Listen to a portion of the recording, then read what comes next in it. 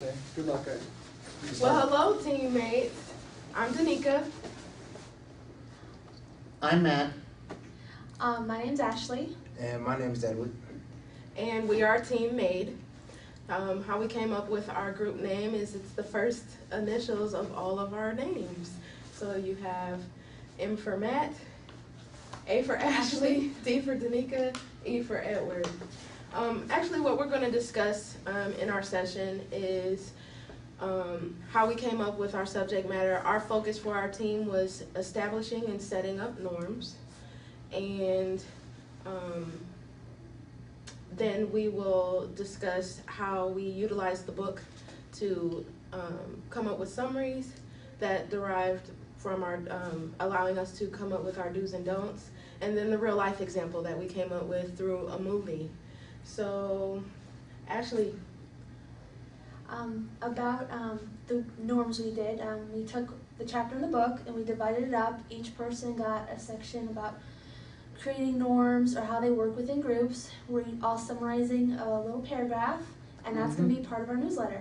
Awesome. And my section for creating norms was establishing rules and a mission statement, which I believe is one of the most essential part about norms.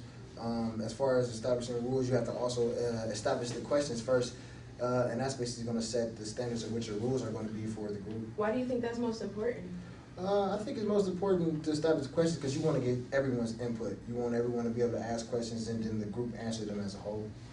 Okay, so in essence, when you're establishing your norms for the group, it should be group input, yes. Not just one person establishing the norms and everybody follow them? Yes, totally. It should be group input. Matt, what was your section on norms? Mine was basically how do norms develop, and basically in that section we find that norms develop from two ways. One, past experience with the groups. Like for example, if a person has been in a class where the professor says, you have to raise your hand, answer a question, or be facilitating a discussion. Pretty sure that in other classes that's basically what's going to happen. Or what was the second one? The norms were already set up previously Within the group. Within the group. I think an example for me would probably be basically in the group is our norms at Rosie's is if we have any food left over on a bar on the night when everybody comes to from the bars and doesn't pick it up because they're a little too intoxicated, they don't remember their number, they get on their little receipt which tells them what their order number is. Usually it becomes fair game for the employees. That's the norm that we get, the chicken tenders and the french fries and the pretzel sticks and stuff. That's pretty cool, actually. Yeah. So we have 4 topics for norms. What were the other 2? Just the general topics. Mine was just creating the norms. Like, the norms. What will you dress like? How will you communicate with each other? Right. Defining what a norm is. You already talked about that a little bit because it does deal with setting rules per se, but rules are really established. You do this, and if you break it, then it's like a law or something. Right. But the book was just saying, be careful to necessarily call a norm a rule. So, and then Ashley, what was yours? Mine went over 5 factors that affect group norms.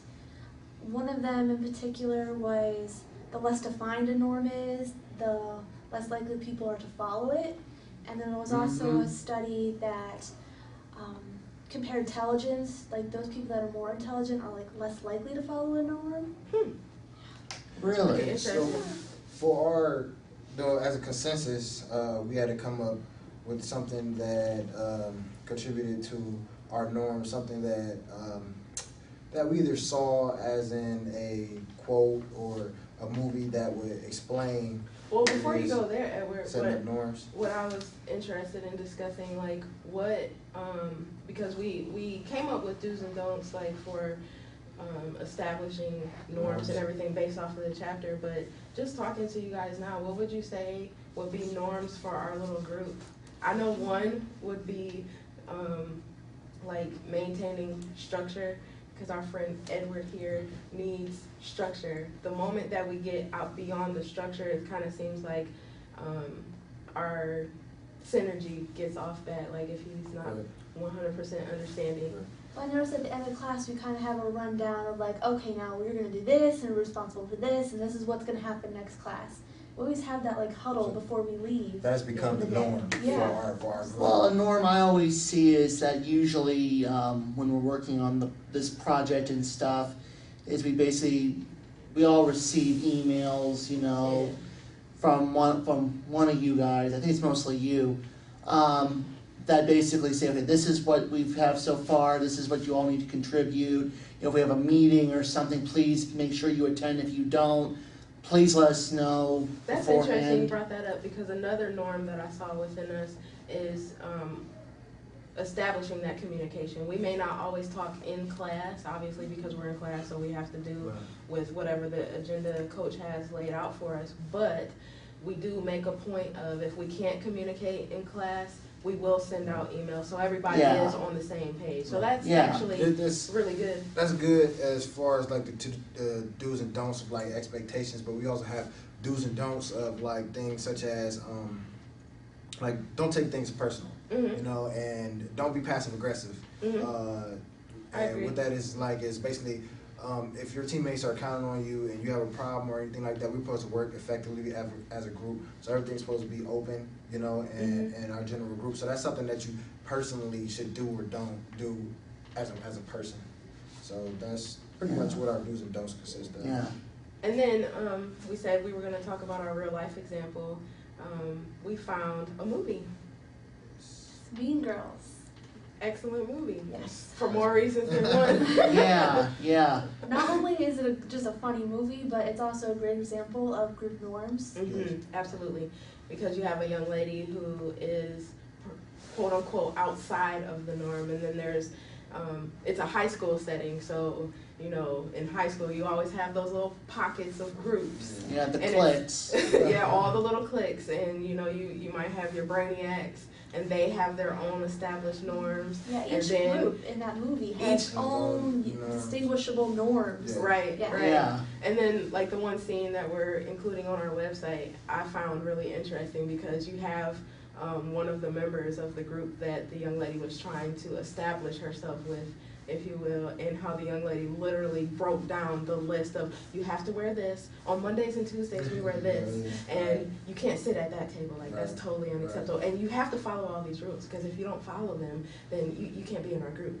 So that was one particular scene where they show her the norms. That was really the biggest scene in the breakdowns of norms. All through the movie they were showing her the norms of their group, what is acceptable and what is not acceptable by the group. So it's a real good movie just in general to get an understanding of what norms are for different groups. Oh, absolutely. Oh yeah, definitely. I agree. Yeah. So in summary, we've I think we made it happen. Yeah. So now we move on to our newsletter, and well, no, that's all the things. Those are all the components of our newsletter. But like, and we're going to incorporate the bio, one of the main parts of the newsletter. Like, yeah, we're definitely going to have our bios and include our alumni that we had that were very helpful throughout this process. Yeah. You took a large role in the bios. How did you think about it? I think our bios were very unique because we took an interesting approach, actually due to my suggestion. I don't like taking pictures.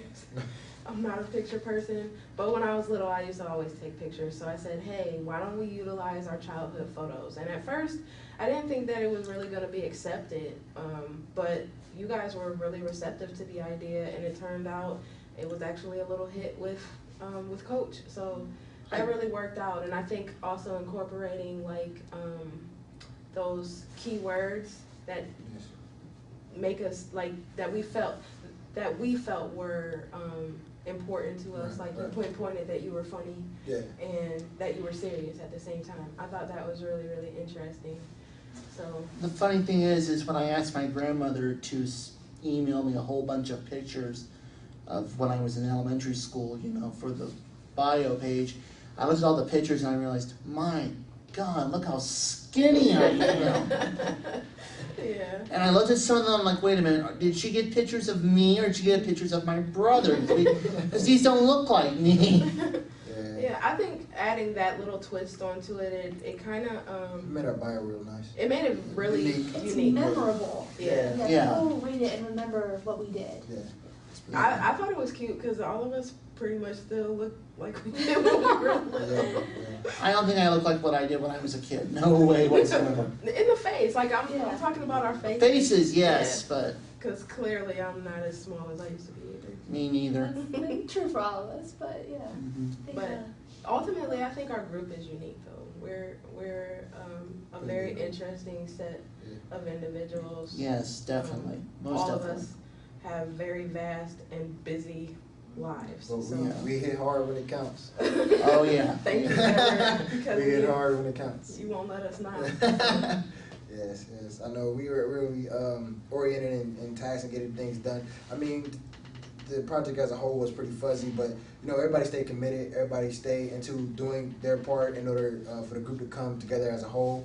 You know, we had a couple people who took leads on certain situations to make sure that the group was intact. And you know, I think that's important with any group, though. I don't think there should always be one leader. There should Right. be, and I think we established that as one of our norms too. Not everyone, Right. no one person was in charge the entire time. Right. So I think that's excellent. Yes, I think that is. Yeah. As far as our group goes, I just feel like our project will be pretty solid. Oh yeah. Oh, yeah, definitely. Hopefully we get a good grade on We will it. Get a good grade on it.